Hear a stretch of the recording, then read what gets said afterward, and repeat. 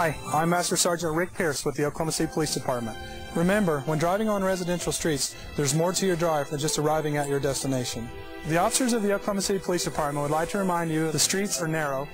There could be obstructions such as vehicles parked in the roadway, and you never know when a hazard may present itself, such as an animal or a small child running into the roadway. Please, slow down, arrive alive. The MD500. Now tell us a little bit about it. I guess it's a four-seater, is that correct? Yes, it's actually originally it's a five-place helicopter, but in this case, the way we have it configured from the factory, it's a four-seat placement. We got two in the back and two up front. The infrared system here, this thing is about $200,000 piece of equipment. Wow. Very valuable piece of equipment. It is our eyes at night. And this is how we find the bad guys hiding at night. Wow, so this is it, the FLIR system. That's it. Now, as far as the helicopter itself, this is the main blade, I guess, that keeps the helicopter up in the air.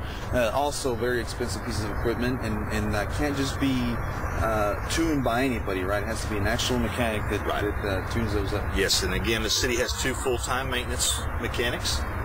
Ben and Carl both keep these helicopters up flying around the city. It's got a five-bladed rotor system, which makes it very maneuverable. Great for a patrol function for a helicopter. Two-bladed rotor system. It actually has some push-pull tubes. It actually operates with two pedals up in the front of the helicopter.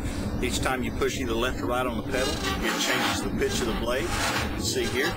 What if this piece of equipment was not on the helicopter? If you don't have the tail rotor on the helicopter, this thing is going to sit there and spin in circles. Now, on this side of the aircraft, there's another very important piece of equipment. Can you talk about this piece of equipment and what it does? Okay, this is known as our night sun. This is a 30 million candle fire spotlight. Wow. It is what we use to help the officers on the ground when we light up the scene. If at any time some of our viewers at home have actually ever seen the big spotlight, maybe hear the helicopter outside and seen that big spotlight pan in their backyard, it was this piece of equipment that was doing.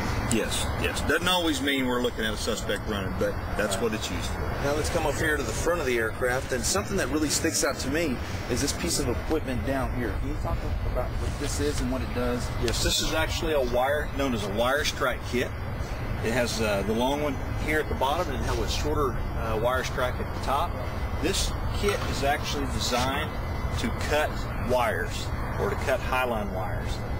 If we were to lose an engine at night, or we were to go into an area to land and not see a set of wires that were running across somewhere, this is designed to cut those and keep them out of our rotor system, so that obviously we can keep the aircraft flying.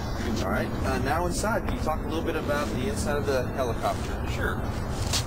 Well, the observer side of the aircraft is on the right side of the aircraft in our case, and our observer will sit there and he'll operate that spotlight control, which is actually hanging right there next to the video monitor. This is what controls the spotlight. That has a motor in it that will actually move the spotlight up or down or left or right.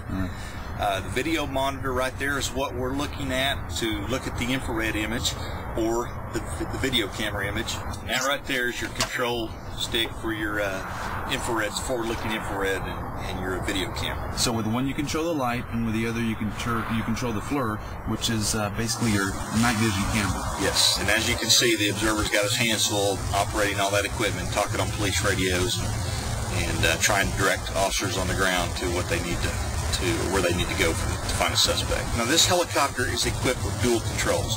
It can be flown from either side. Okay. That's another reason, safety reason, we have two pilots in the aircraft. It's one of the reasons. We've had incidents where we've been hit by a duck or a goose. We've had several incidents where they've come through the cockpit windshield and actually hit the pilot. Wow. Now, if that happens, we actually have kind of a safety net to our right side. The observer can actually fly the helicopter. And then this control right here, what is that? That's our cyclic stick.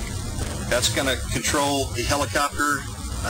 It's going to make it bank to the right, bank to the left, nose it over forward, or actually we can bring it back by pulling it back, and we can bring it up and pull it to a stop.